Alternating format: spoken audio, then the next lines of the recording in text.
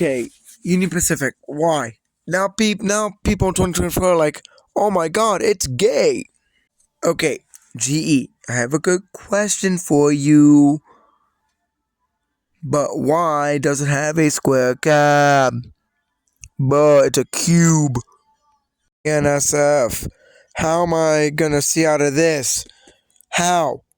Just refix it or something. Just fix it. Look, I found a Twinkie, but for real.